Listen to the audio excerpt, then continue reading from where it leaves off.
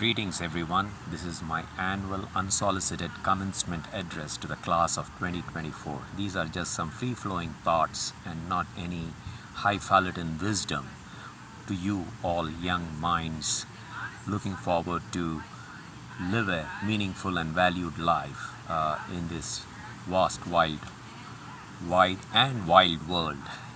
Let me begin by reciting a few lines from the poem The Road Not Taken by Robert Frost. He begins the poem by writing, "Two roads diverged in the yellow wood, and sorry I could not travel both." And he ends by saying, "I shall be telling this with a sigh. Somewhere ages and ages hence, I took the road less traveled by, and that has made all the difference." These are very profound lines. And why I would like to emphasize this is everyone has an idea as to what we need to do. Our parents, our teachers, priests, psychotherapists, they all have a solution.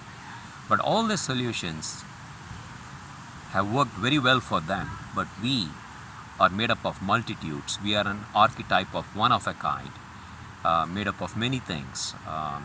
You might be interested in philosophy, physics, spirituality, finance. So there is no one thing that can define any one of us in all its entirety. In fact, it is said that if you go to the woods, no two oak trees are alike. They are their own archetypes, and so are you. So it is important not to be conditioned by what the culture or society thinks is success. Professor William Dershowitz wrote an excellent book titled Excellent Sheep. I would recommend that you read it when you get an opportunity. And what he writes there is, in school, in college, in academia, in industry, we are all conditioned to jump hoops to take a career path, take AP courses and get this grade or that grade so that you can get the best admission. Well, all that is behind you. That's the good news. So you don't have to fall for those tropes, and you are your own inner sage or a daemon. You have studied enough, learned enough, and you should seek guidance or learn from things that have already been discovered both scientifically, culturally, and philosophically, and test it out for yourself and be your own lamp and live a life that is meaningful to you and meets with your approval, that is inside out and not the people's approval or the outside in approval. Carl Jung had some very interesting words to say.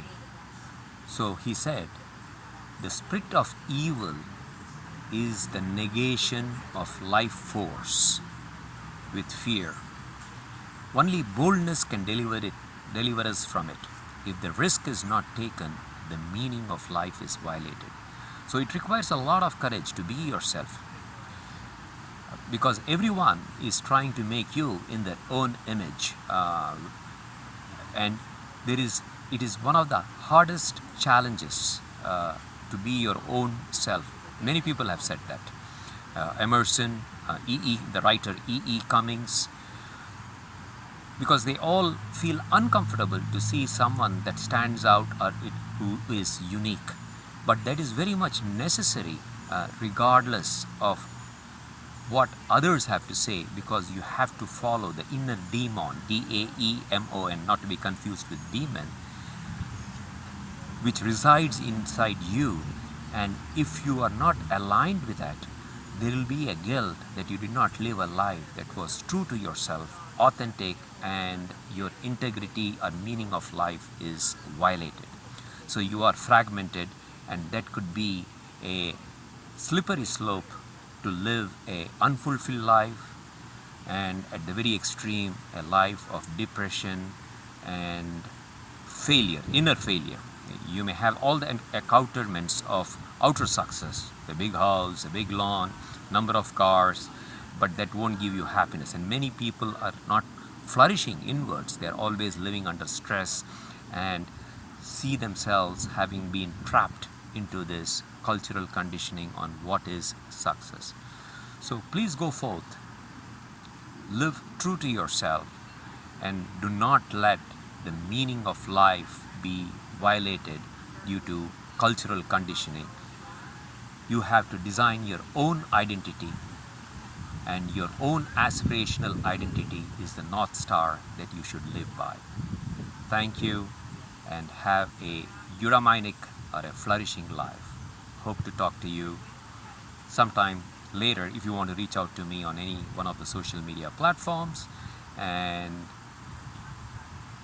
have a wonderful life ahead. Thank you all.